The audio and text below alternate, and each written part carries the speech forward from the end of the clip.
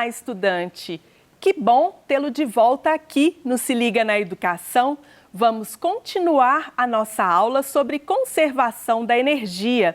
Agora comigo estão a professora Isabela Vanhan e a intérprete de Libras, Flaviane. Continuando a nossa aula. Esta é uma aula para o primeiro ano do ensino médio. Conservação da energia. Esta aula tem foco no desenvolvimento da competência específica 1 para a área das ciências da natureza e o desenvolvimento da habilidade 101X.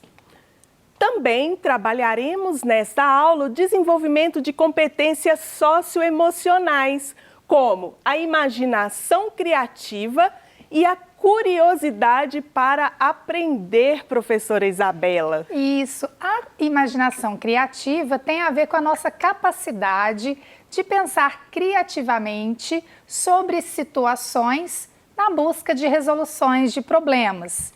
E a curiosidade para aprender tem a ver com a paixão por aprender, com a vontade de ir atrás, de buscar os seus objetivos, pensar intelectualmente sobre questões e também buscar solução de problemas a partir deste estudo, deste pensamento intelectual. São duas competências socioemocionais que são muito estimuladas pelas ciências da natureza, né, Su? Essenciais para o desenvolvimento científico, por isso que nós sempre procuramos trabalhá-las em nossas aulas. Bom, então, relembrando, né? Essa é uma aula, continuação de uma anterior, onde nós vimos as formas de energia mecânica, energia potencial gravitacional, energia cinética e a energia potencial elástica. Nós vimos também o que são forças dissipativas que atuam em um sistema mecânico e vimos a conservação da energia mecânica. Agora, a proposta é uma abordagem interdisciplinar, por isso que a professora de biologia está comigo, porque nós vamos abordar interdisciplinarmente a conservação da energia em outros processos.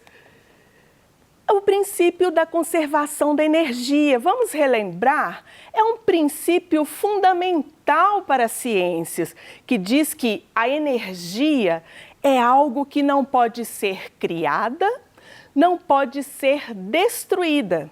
Em todos os processos, a energia sempre se transforma de uma forma em outra.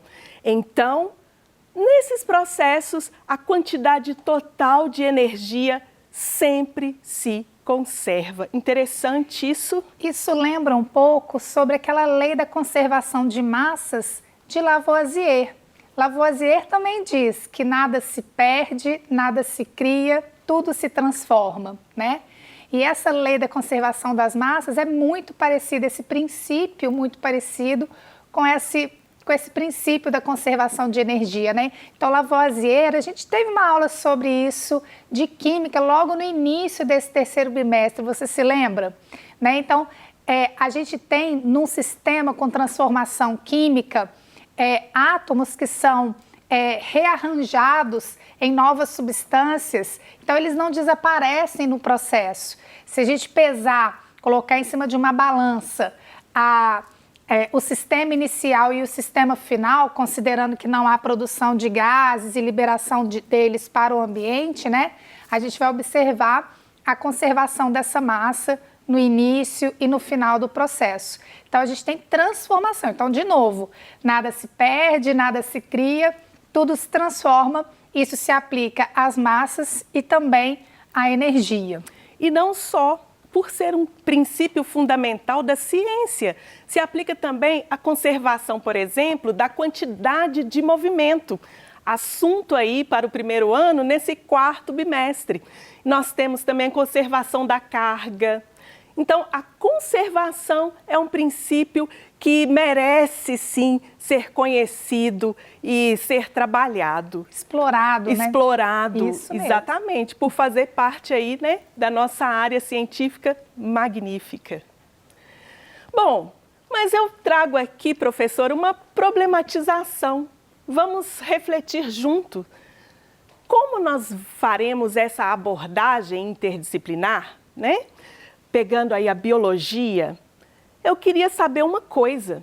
A fotossíntese, que envolve processos, né, energéticos, ela viola o princípio da conservação da energia? Será? É uma excelente problematização que está sendo proposta aqui para a gente poder pensar. Eu queria que você puxasse pela memória que a gente teve algumas semanas atrás uma aula sobre o processo de fotossíntese, em que eu expliquei para vocês quais são os objetivos e como que esse processo acontece nos organismos autotróficos, que são aqueles capazes de produzir o seu próprio alimento. Então, antes da gente responder essa questão, vamos relembrar um pouquinho sobre esse processo? Bom, então o que é a fotossíntese, né? Eu trouxe aqui essa imagem que vai trazer de uma forma bastante resumida sobre esse processo. Lembrando que a gente já explicou sobre ele em aula anterior, que era uma aula específica da biologia e que você pode retomar lá no drive do nosso site, se você tiver curiosidade, tá? Então vamos lá. Fotossíntese, vamos primeiro começar a explorar esse termo, fotossíntese. Foto significa luz e síntese significa a produção de alguma coisa. Produção do quê? Produção de matéria orgânica, produção de glicose, tá? Através da luz. Para que a fotossíntese aconteça, os organismos autotróficos, e aqui nessa imagem a gente tem representada uma árvore, né? Abre parênteses, organismos autotróficos são aqueles capazes de produzir seu próprio alimento, tá? Então, eles precisam de algumas matérias-primas que estão representadas aqui.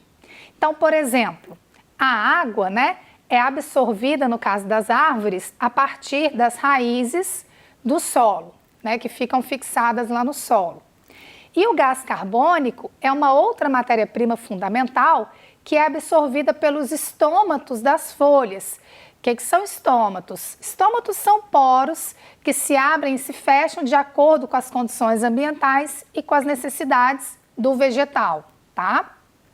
Bom, e a gente tem dentro das folhas um pigmento verde chamado de clorofila, tá? Que é inclusive, né, responsável por essa cor verde da planta, né?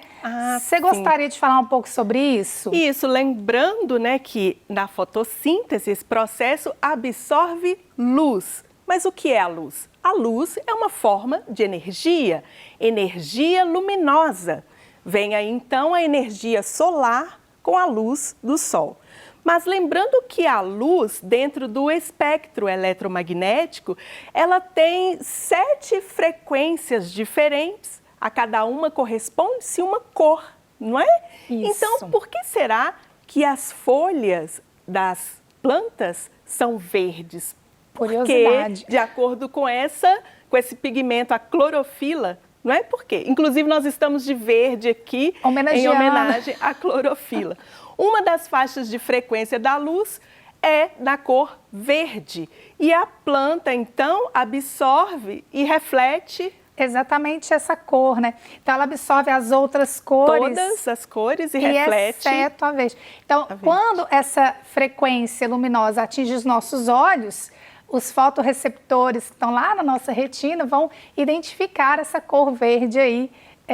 Por isso a gente enxerga a cor verde lá na folha, tá? Bom, essa energia luminosa, né, essa energia solar é fundamental para dar o start no processo fotossintético, tá?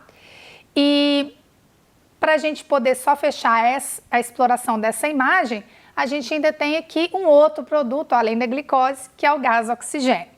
Então vamos para o que nos interessa, para aquela problematização que foi proposta para a gente poder analisar aqui, né? Então, nós temos nessa imagem, nesse esquema, tá? A luz solar incidindo sobre um tipo de clorofila que a gente chama de clorofila B, tá? Essa luz solar, essa energia luminosa composta por fótons, certo? Energia. Ela é capaz de excitar elétrons que fazem parte dessa clorofila, Tudo bem?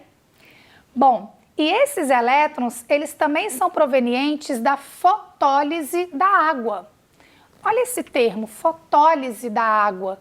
É a quebra da água a partir da luz. Lise é um sufixo muito comum na biologia que significa quebra, tá? Bom, essa fotólise da água, então, acontece nessa primeira etapa do processo fotossintético. A clorofila vai ter os seus elétrons excitados e eles vão sendo transferidos de um nível a outro de energia, tá?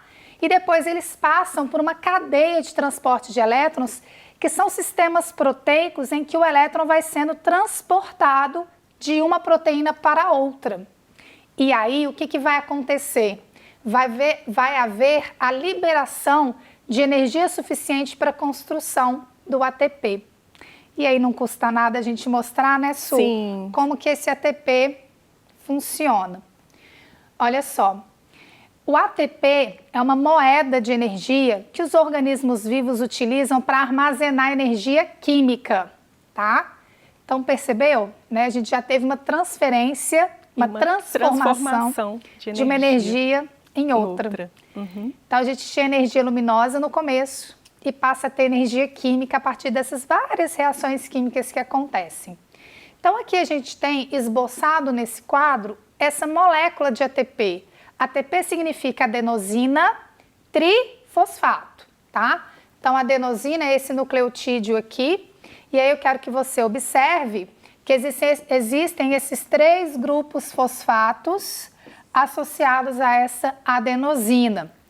Essas ligações que eu destaquei em amarelo são ligações altamente energéticas, tá?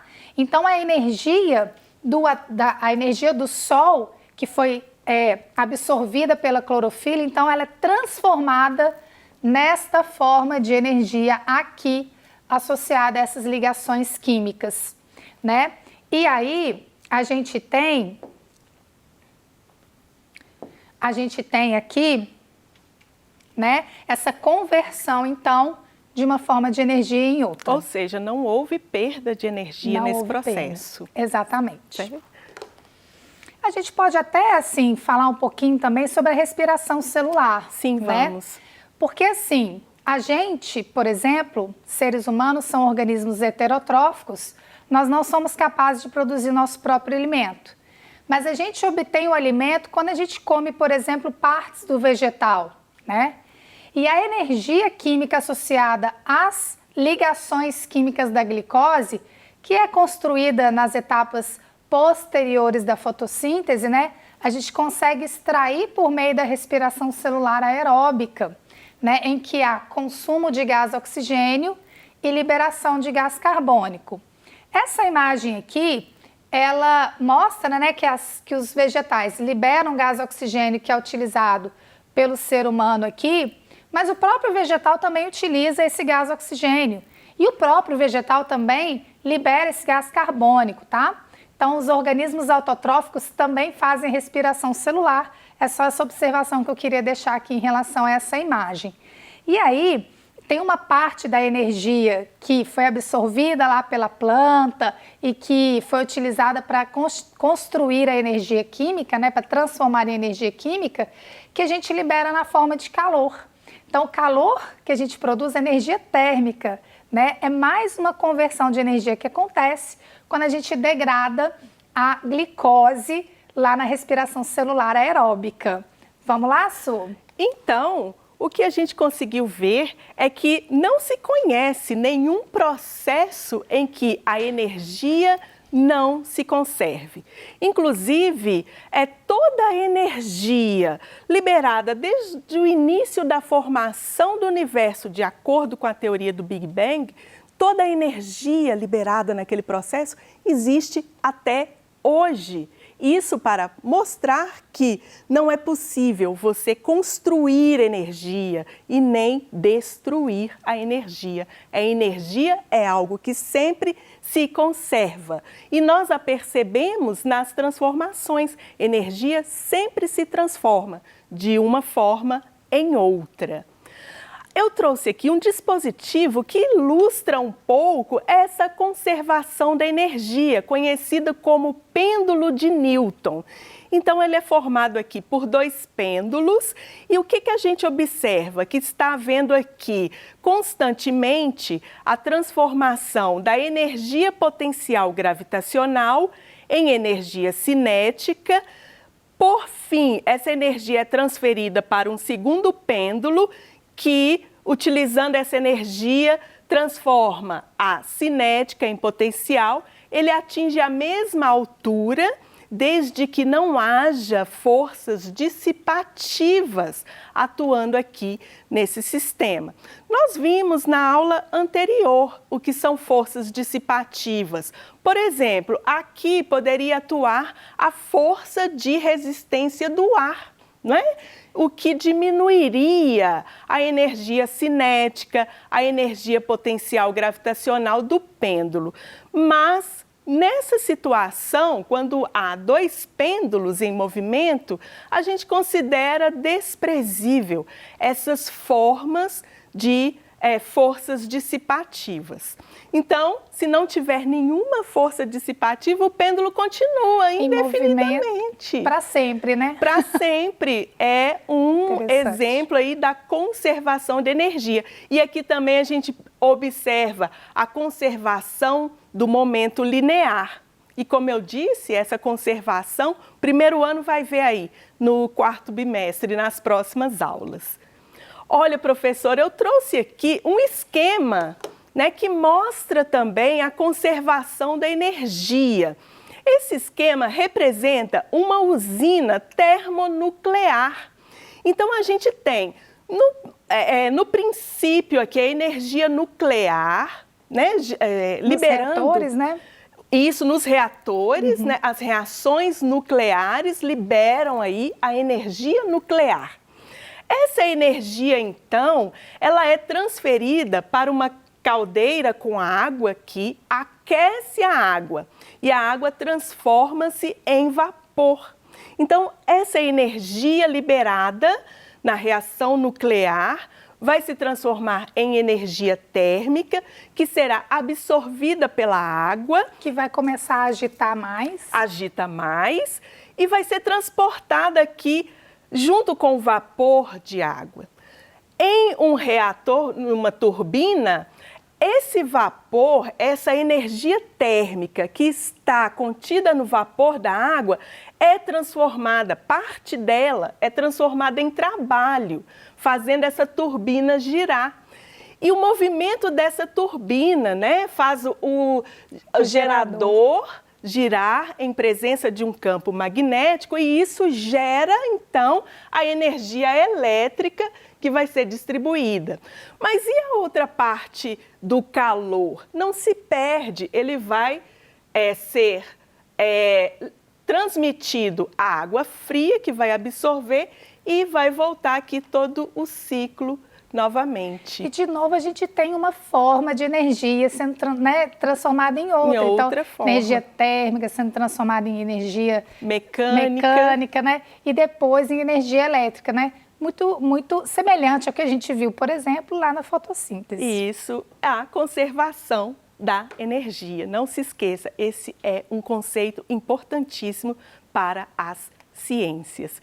Bom, e na aula de hoje, então, aprendemos sobre o princípio da conservação da energia. Aprendemos também a respeito da conservação da energia na fotossíntese e respiração. Então, meus queridos estudantes, nós agradecemos a vocês que nos acompanharam e aguardamos até a próxima aula. Tchau, tchau!